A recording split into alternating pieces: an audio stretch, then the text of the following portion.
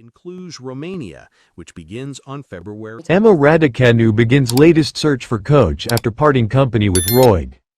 Emma Raducanu will begin a fresh search for a coach after the British #1 confirmed she has split with Francisco Roig after her early loss at the Australian Open last week.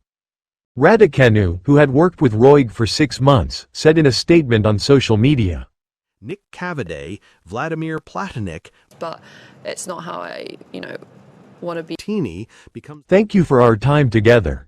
You have been more than a coach to me, and I will cherish the many times we spent together on and off the court.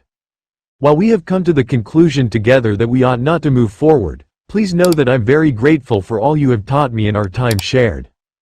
Raducanu's inability to find a long-term coach has been a constant theme in her career since her breakthrough in the summer of 2021. Francis, thank you for every loss to world number 55 Anastasia Potapaired on and off the court. She has now hired 9 coaches since her 4th-round run at Wimbledon that year, with the Briton working with Nigel Sears, Andrew Richardson, Torben Belts, Dmitry Tursunov, Sebastian Sachs, Vladimir Platonik, Nick Cavaday, Mark Petchey and Roig.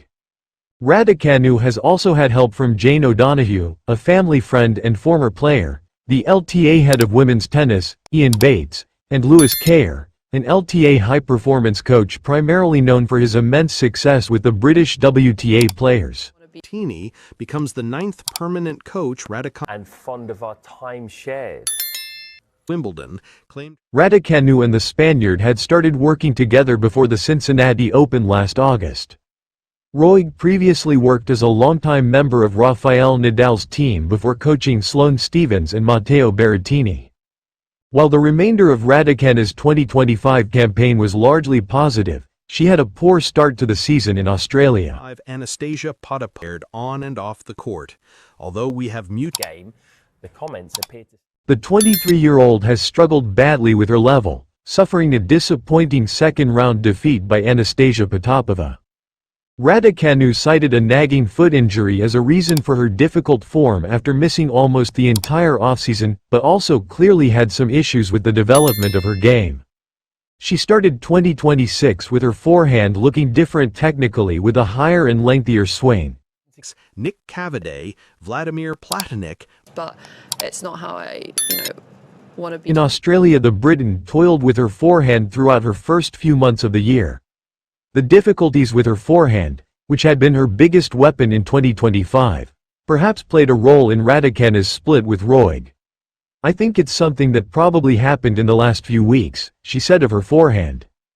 "It's not something that I really wanted to happen, so I need to kind of look at that and shorten it, because I feel like it's good in certain conditions when it's a little bit slower." Number 55 Anastasia Potapaired on and off the court. Although we have mute Game, the comments appear. But on these very quick courts it doesn't really work, so I need to adjust that. Raducanu is next scheduled to compete in the Transylvania Open in Cluj, Romania, her father's home country. She will be accompanied there by the LTA coach Alexis Cantor. That's all we can say. More or less understandable. Hopefully you support our channel by liking, comments, sharing and subscribing, so that we are enthusiastic in creating information content about your favorite artists. We thank you for your support.